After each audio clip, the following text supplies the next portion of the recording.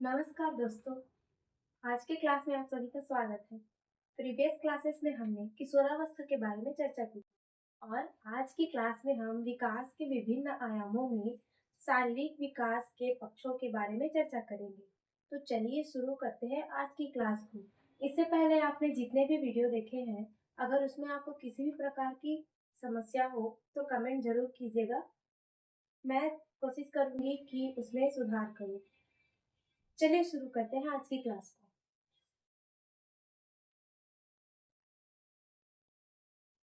विकास के विभिन्न आयाम हमने देखे थे, जिसमें हमारा था कि शारीरिक पक्ष, मानसिक पक्ष, संवेगात्मक पक्ष, संज्ञानात्मक पक्ष, भाषाई पक्ष इत्यादि।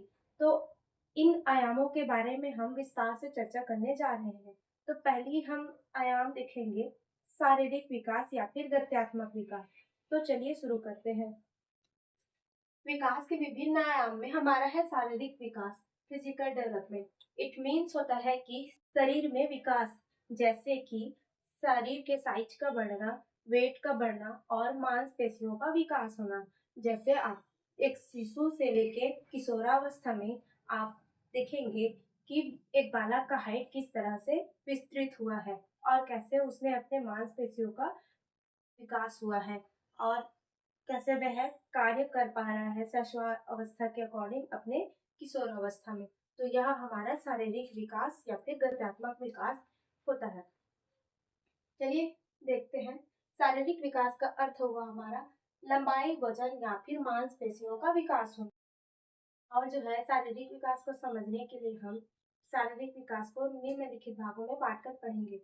तो पहली ही हमारी अवस्था रहेगी शारीरिक विकास में विकास की दिशा, अर्थात विकास जो है, शारीरिक विकास जो है किन दिशाओं में बालक में होती है, जिससे बालक जो है शारीरिक विकास में पूर्णता हासिल करता है। तो चल देखते हैं कि विकास की जो दिशा होती है वह दो तरीके से होती है। पहला होता है सिफेलोकॉडल और दूसरा होता है प्रोक्सिमोडिस्टल।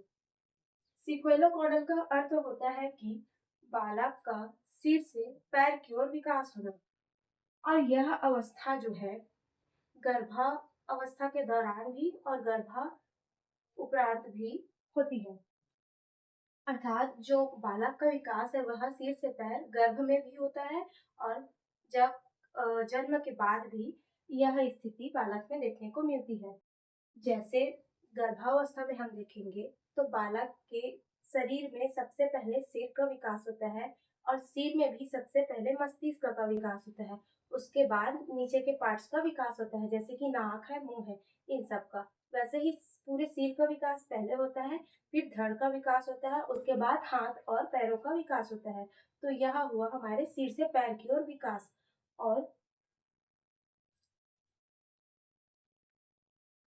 गर्भा मतलब जन्म के बाद की अवस्था में आप देखेंगे तो बालक जो है, एक नवजात शिशु को आप देखेंगे तो वह अपने सबसे पहले सिर का जो विकास है, सिर का जैसे सिर को संभालना हुआ वो पहले सीखता है। उसके बाद उसके वो जो क्या बोलते हैं ये भुजा, हाँ, ये भुजाओं का समन्वय करता है। उसके बाद ही वह पूरे हाथ का प्रयोग कर पाता है, फिर उंगलियों का प्रयोग कर पाता है। तो इस तरह से शर को पहले संभालना सीखता है, फिर धड़ को संभालना सीखता है, फिर हाथ पैरों में समन्वय स्थापित करता है। एक नवजात शिशु को मैंने कुछ दिन पहले हॉस्पिटल में देखा था। तो उस बालक में वह अपना मतलब जो आँख है उसको घुमा घुमा के देख पा रहा था, मतलब थोड़े ही दूर में, जैसे कि इधर और इधर देख पा रहा था। और अभी उसके हाथ पैरों में बिल्कुल भी समन्वय नहीं था, क्योंकि अपने हाथ वगैरह उठा नहीं सकता था वो ठीक से, अपने भुजाएं भी अभी उपयोग नहीं कर पा रहा था और हाथ बंद थे। अभी वो नवजात शिशु था। तो इस तरह से आप देखेंगे कि सिर का विकास पहले होता है, उसके बाद धड़ का विकास होता है, उसके बाद पैरों का विकास होता है। अर्थात सिर से लेके पैर की ओर स्फेरिकल ऑर्डर की स्थिति है बालक में शारीरिक विकास में। फिर हमारा आता है कि दूसरी अवस्था प्रोक्सिमोडिस्टल, अर्थात शरीर के मध्य भाग से शरीर के बाहरी भाग की ओर बालक का विकास होना। जैसे कि गर्भावस्था के दौरान बालक के इंटरनल पार्ट्स में हृदय या फिर इनर पार्ट्स जैसे हृदय हुआ या फिर लीवर हुआ, इन सब का विकास पहले होता है। उसके बाद आउटर पार्ट्स में देखेंगे तो पहले बॉडी का बनना होता है, बीच के पार्ट्स का बनना होता है जैसे सिर और धड़ का बनना होता है। उसके बाद ही हाथ, और हाथ के बाद ही उंगलियों का विकास जो है शुरू होता है, या फिर पैर का विकास और पैर की उंगलियों का विकास होता है। तो इस तरह से मध्य भाग का विकास पहले होना, उसके बाद से विकास बाहर की ओर होना, अर्थात मध्य से बाहर की ओर होना प्रोक्सिमोडिस्टल होता है। एग्जाम्पल के लिए देखेंगे कि बालक जो है अपने कंधे का उपयोग पहले करना सीखता है, उसके बाद अपने पूरे हाथ का प्रयोग करना सीखता है, उसके बाद वह अपने उंगलियों का प्रयोग करना सीखता है। तो यह मध्य से बाहर की ओर बालक के शारीरिक विकास को प्रदर्शित करता है। शारीरिक विकास में हमने विकास की दिशा देखी, अब शारीरिक विकास में हम आकार में वृद्धि को देखते हैं। क्या हमारा है शरीर के आकार में वृद्धि होना, development in body size, size में विकास का होना। तो आप देखेंगे कि शरीर में जो विकास है या फिर साइज का बढ़ना जो है वह गर्भावस्था से लेकर किशोरावस्था तक होती है। गर्भावस्था में बालक का शारीरिक विकास होता है जिसको हम गर्भस्थ शिशु अवस्था कहते हैं, और जो शारीरिक विकास है वह किशोरावस्था में आकर अपनी पूर्णता प्राप्त कर चुका होता है। इसके बाद बालक का जो शारीरिक विकास है वह स्थिर हो जाता है। अब इसके बाद बालक जो है लंबाई नहीं लेता। तो देखते हैं कि शरीर के आकार में किस तरह से हम परिपक्वता आने तक विकास कर चुके होते हैं। तो जन्म से परिपक्वता तक अर्थात किशोरावस्था तक बालक में हम शारीरिक विकास देखेंगे तो बालक के सिर का जो विकास होता है वह जन्म से 2 गुना हो जाता है, अर्थात ये जन्म से 2 गुना मतलब इतना बड़ा। और धड़ का जो विकास है बॉडी साइज का, मेन बॉडी साइज का, उसका जो है जन्म से 3 गुना हो जाता है, अर्थात अगर ये इतना है तो 3 गुना हो जाएगा इसके अकॉर्डिंग। ये हमारा धड़ हुआ। शिशुअवस्था में हमारा जो धड़ था उससे 3 गुना हमारा किशोरावस्था में बॉडी साइज हो जाता है।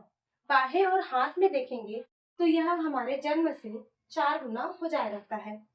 और टांगे एवं पैर में देखेंगे तो जन्म से यह 5 गुना वृद्धि कर चुका होता है, और यह हमारे किशोरावस्था तक आते तक विकास को प्रदर्शित करता है। तीसरा हमारा है गत्यात्मक कौशल। इसका अर्थ होगा कि डेवलपमेंट ऑफ डायनामिक स्किल्स।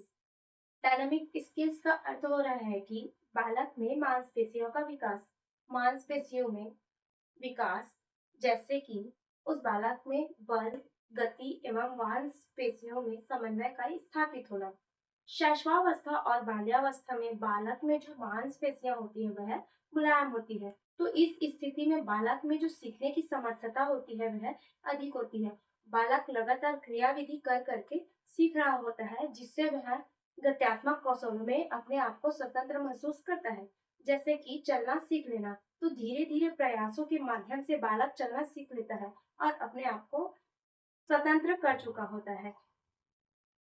गत्यात्मक कौशल का सामान्य सा अर्थ लेंगे कि मांसपेशियों में विकास होना जिससे बालक में कौशलों का विकास होना। कौशल का अर्थ हो रहा है यहाँ पर चलना फिरना, खाना, डेली जो रूटीन है उसके काम कर पाना।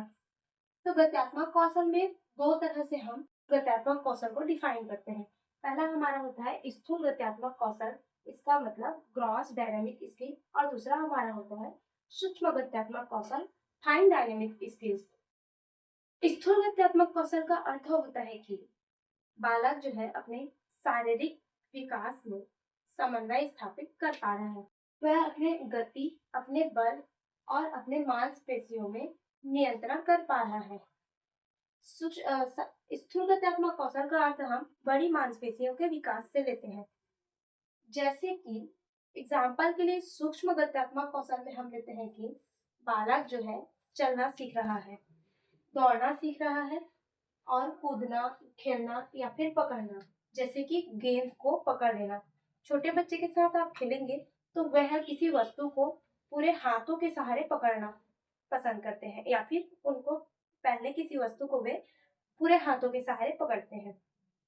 तो वह उस समय स्थूल गत्यात्मक कौशलों पर विकास कर रहे होते हैं और अपने गत्यात्मक कौशलों में नियंत्रण करना सीख रहे होते हैं। दूसरा हमारा होता है सूक्ष्म गत्यात्मक कौशल, फाइन डायनेमिक स्किल। इसका अर्थ हुआ कि बालक जो है संसार को समझने के लिए विभिन्न प्रकार के प्रयास कर रहे होते हैं, जिसमें शामिल होता है कि खाना खाना सीखना। जैसे वह खाना खाना सीख रहा है दूसरे को देखकर, तो इस तरह वह अपने उंगलियों का प्रयोग कर रहा होता है। सूक्ष्म गत्यात्मक कौशल में हम सामान्यतः उंगलियों के प्रयोग से रिलेट करते हैं, जैसे खाना खाना, लिखना, चित्रकारी करना इत्यादि। किसी छोटे वस्तुओं को पकड़ना, जैसे चम्मच पकड़ के खाना खाना। तो इस तरह सूक्ष्म गत्यात्मक कौशल में हम अपनी छोटी मांसपेशी जैसे उंगलियों का प्रयोग करना सीख रहे होते हैं। और सूक्ष्म गत्यात्मक कौशल और स्थूल गत्यात्मक कौशल हम शैशवावस्था और बाल्यावस्था की अवस्था में गत्यात्मक कौशल में विकास कर रहे होते हैं। इस तरह हमारा शारीरिक विकास जो है वह यहीं पर समाप्त होता है। आई होप आपको वीडियो समझ आई होगी। अगर किसी भी प्रकार की आपको इस क्लास में समस्या आई होगी तो कमेंट करना ना भूलें। कोशिश करूंगी कि मैं आपकी समस्या को सॉल्व कर सकूं। तो आज के लिए बस इतना ही। धन्यवाद। Thank you. Bye bye. Like share and subscribe करना ना भूलें। एक बार और थैंक यू।